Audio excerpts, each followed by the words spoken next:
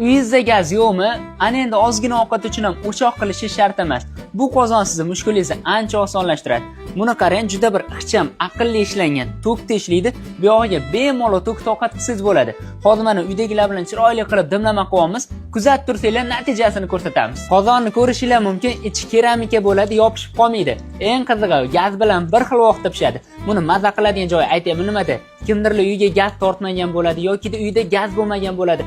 O'choq olib ovora bo'lishi shart emas. Mashq qozon bilan bemalol ovqatlanib qo'ysangiz bo'ladi. Hammani ham imkoniyati yo'q o'choq qilishga. O'shaning uchun mashq qozonni bemalol maza qilib pishirib olsangiz bo'ladi.